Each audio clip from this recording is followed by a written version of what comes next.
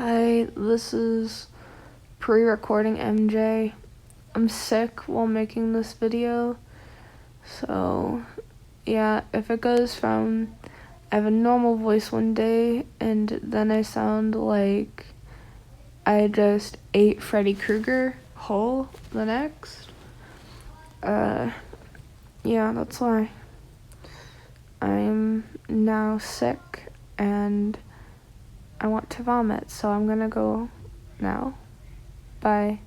Love you, my buddies and pals.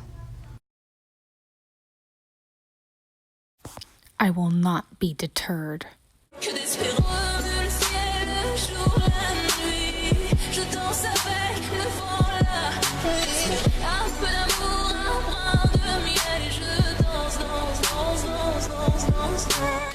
Howdy ho everyone, it's your best pal MJ from Better Kill Studios here. And today we're going to be continuing where we left off with our little Eyeless Jack X-Reader fanfiction from last video. And this video took me a long time to start making because the fucking fanfiction is so badly written that I just have to take like a 40-minute break with every single chapter because I just can't stand it. But like, people seem to like these fanfiction videos, so I'm going to torture myself for entertainment purposes. Oh, the things I do for you guys. Anyways, let's get into the video, shall we? 'Cause it's gonna be a bumpy ride. So the next chapter we're going to read is called Something New Happens. I'm on the edge of my seat. Anyways, let's get reading. You were still passed out. Your shirt was off, showing your bra. Jack was blushing madly, as he couldn't do it without touching you. He goes to get Clockwork, since she won't kill you. If I ever found out that Clockwork ever touched me, whether I was conscious or unconscious, I would personally hunt her down and punch her in the face. For no particular reason. I would do that with any creepypasta. She takes off all your clothes and says to Jack, "You've got a good one," as she is leaving. He lifts you in the tub, staring at your naked body as he adds soap and then waits outside the door. Are we ever going to talk about how rapey this is? The fact that they just stripped the main character naked and put her in a tub? Because, like, if somebody did that to me, I'd be super uncomfortable. I'd be like, why are you touching me while I'm unconscious and naked? Why am I naked? Can I have my clothes back? Like, the main character already skipped some fundamental parts of a relationship when it comes to Eyeless Jack, but, like, already he has, like, your permission to put you in a tub full of water naked? I mean, it's only been, like, 3 hours? But okay. Go off, I guess. Fucking something on my phone. Anyways. He's still blushing madly while he senses Ben at the door along with Jeff. As they fall laughing, "Dude, you couldn't even wash her. What kind of boyfriend are you?" "She's not your girlfriend." "She's not my girlfriend yet," as he gives a dirty look. Oh, hey, look, it's the one reasonable thing Eyeless Jack has done this entire story. I'm sure this will last. Because Creepypasta is totally a fandom that is known to portray horror characters as actual adults instead of teenagers still in high school. "Then man up and go wash her, bro. You gotta take care of your woman," Ben inputs. No, he really doesn't. But Ben does have a point. If you're gonna take an unconscious person and put them in the bath like some kind of creep, at the very least, just stay with them while they're in the bath so that they don't end up falling over and killing themselves. Jack kicks them both out. He walks into the bathroom as you fake sleep. He knows you're awake, but he still takes care of you.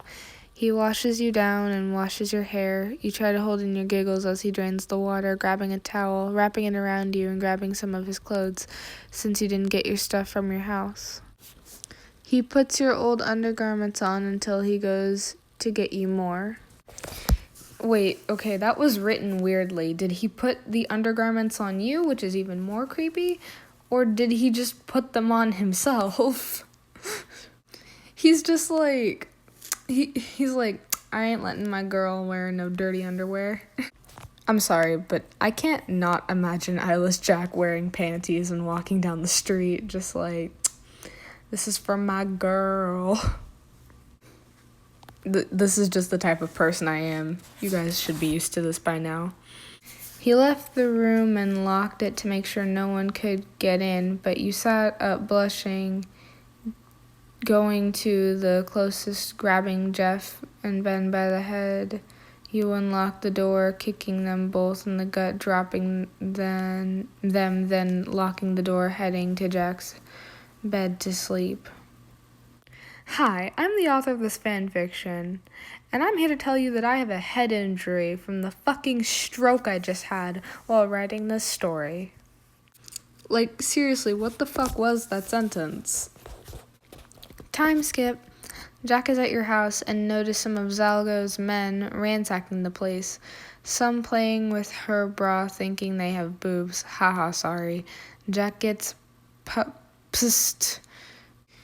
Did he get pissed, or did they just misspell PTSD? Because I don't know why, but the mental image of Jack going up to somebody's house, seeing a couple people break in, and then just fucking collapsing to the floor is hilarious.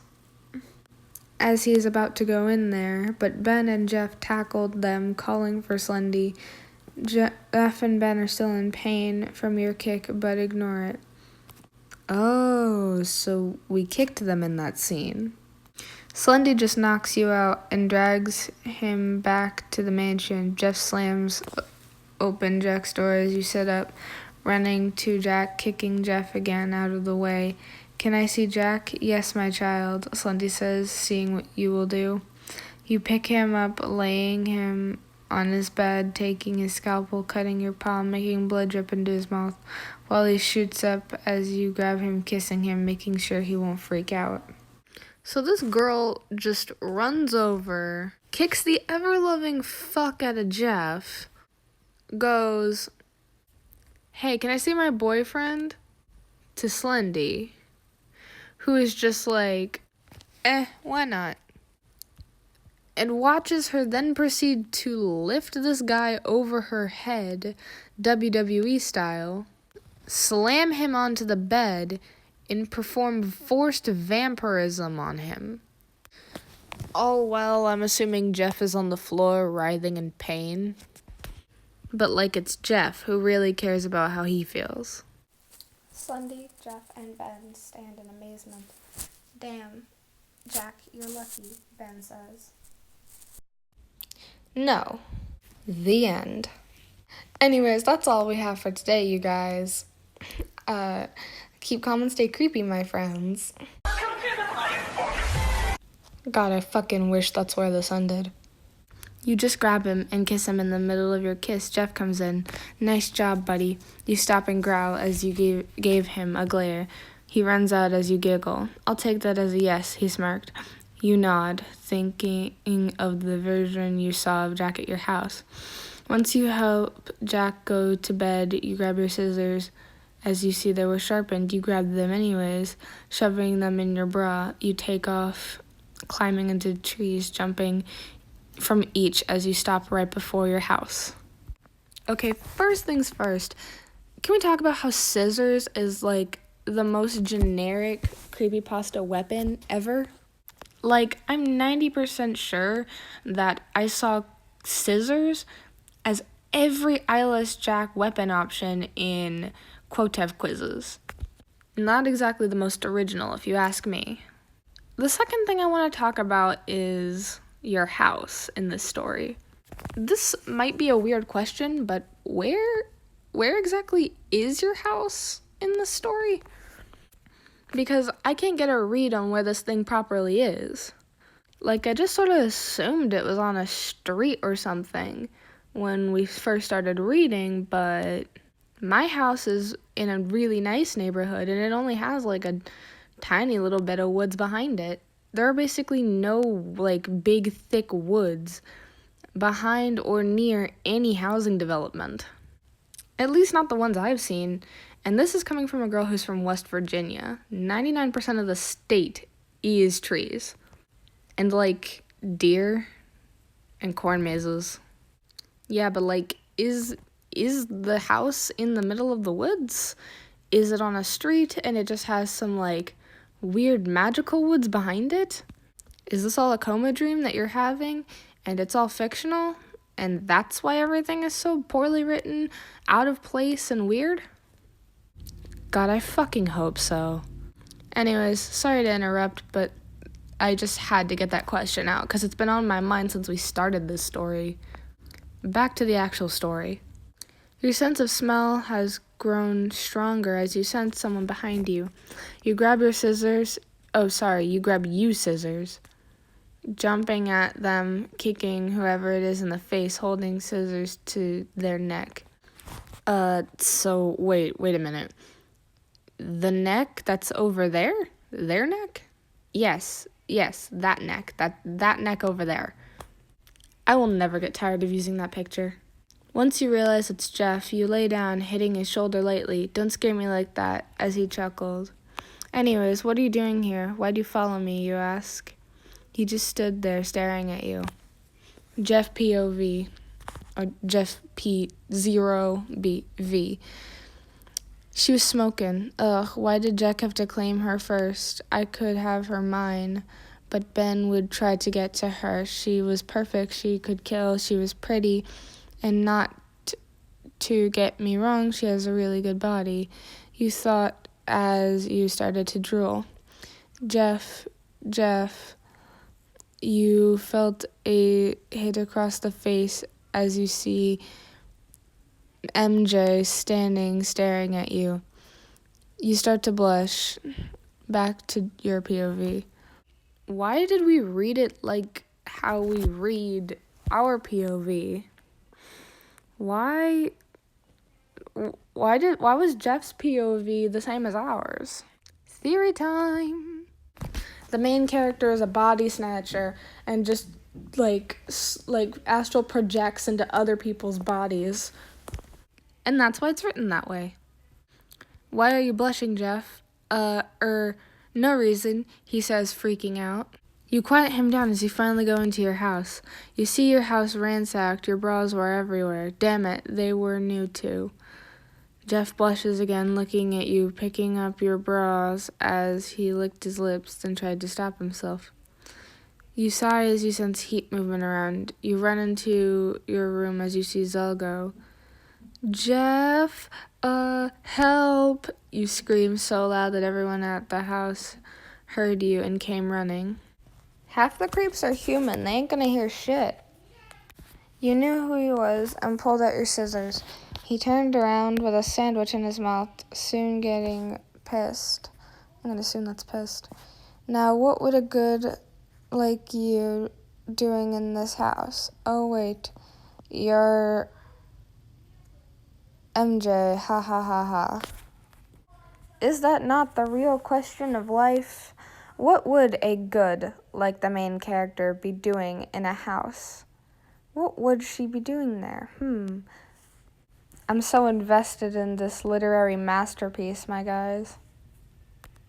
He appeared behind you as he ran his demon-like fingers down your back and around your waist. You froze, starting to gain memories that you had forgotten.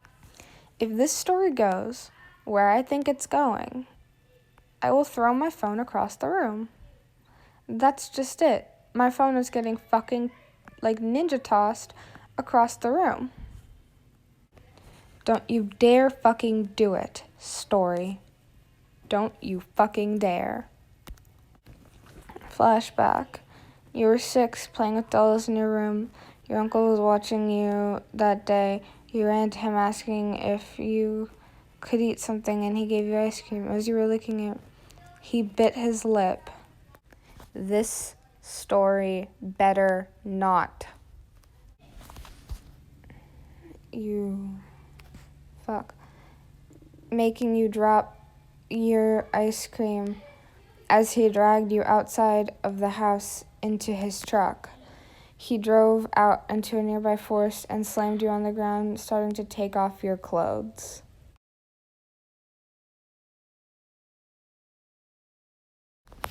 I'm going to skip this page. Because honestly, fucking honest to God, this is too much. This is such an insensitive thing to shoehorn into your story.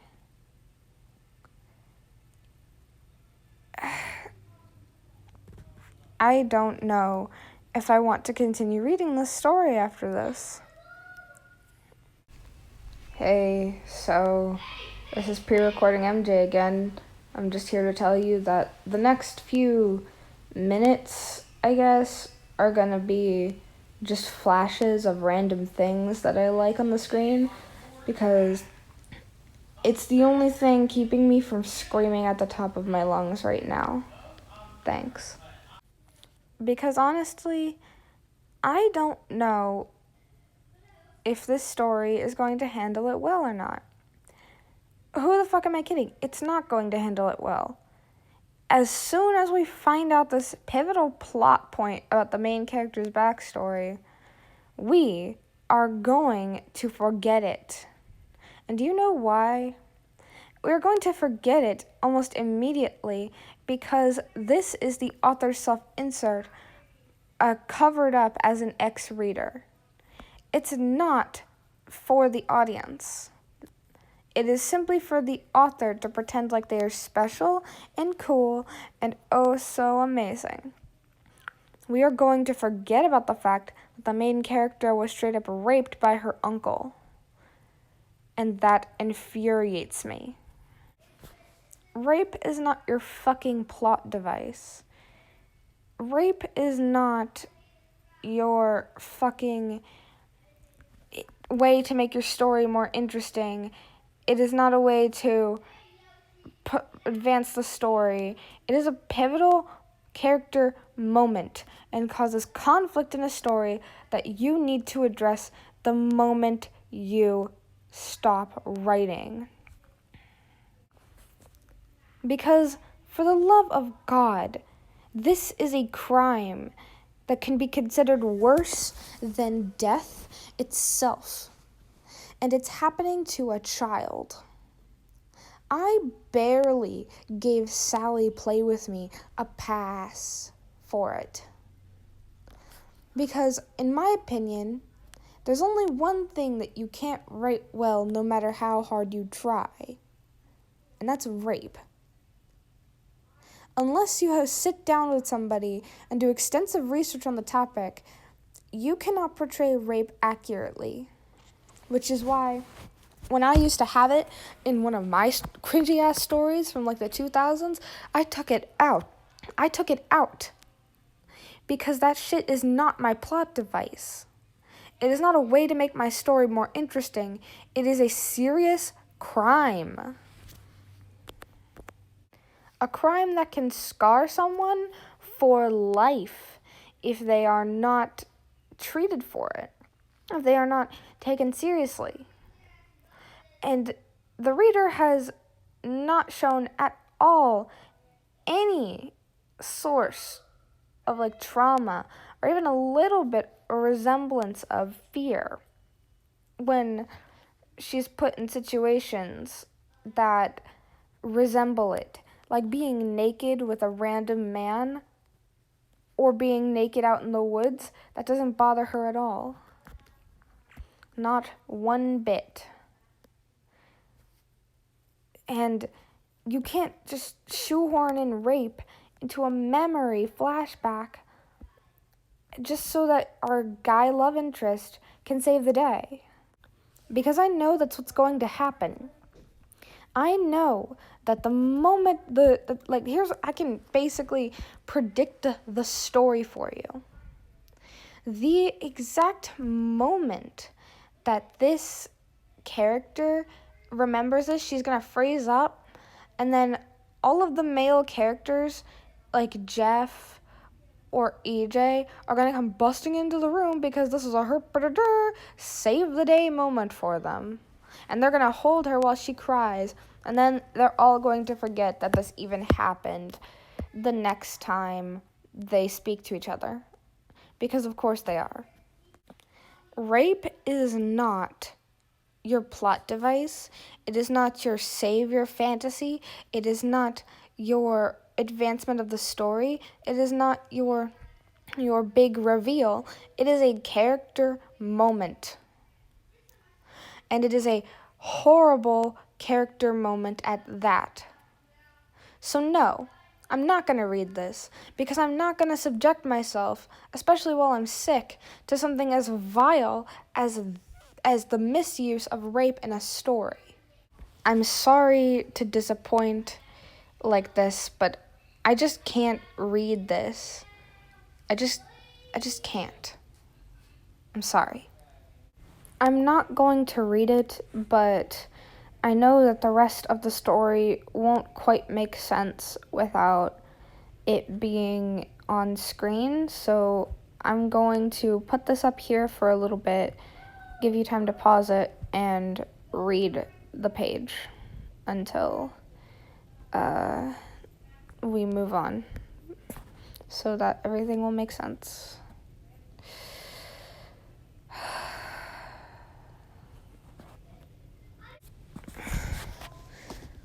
Do I have to finish reading this? I do. Alright, but I'm only gonna finish this chapter because, no. Back to normal time. You froze, shaking, your scissors starting to cry as everyone ran up the stairs, including Jack. You feel to the floor, crying as Slender grabbed you, quick passing you to Jack as you cry into his chest. Baby, what did he do? He said, concerned. And you continue to cry as he starts to bring you back to protect you. Jeff and Ben following along. Where's little miss going? I wasn't done playing. You froze in Jack's arms, hearing those words. Wasn't done playing over and over again. You start to get pissed, and heated. You jump out of Jack's arms, grabbing Jeff's knife and Jack's scalpel as you are filled with rage. It won't happen again. You charge at Zelgo, crying. You jump at him, tackling him, using Jeff's knife to cut his throat and Jack's scalpel to cut open his stomach. As you dig inside, you pull of him pulling at his organs. You roll over as Jack, crying as Jack tried to rush to you, but everyone stops him. He sits up. Well, that tickled. He jumped at you, putting his hands on your stomach. While he tried to unbutton your shirt, you start to cry blood, and you try to kick him in the balls, but he doesn't have any. That's when everyone lets Jack go as he is completely pissed. He kicks Zalgo off, grabbing Jeff's knife. What's with everyone grabbing Jeff's knife? Carving out his eyes. Does he have eyes? He's just a blob with a bunch of mouths, right? Carving out his eyes, just slicing over and over again, starting to cry black tears. Don't ever touch my girl, you cunt bag, as Slendy had to pull him back. EJ smash!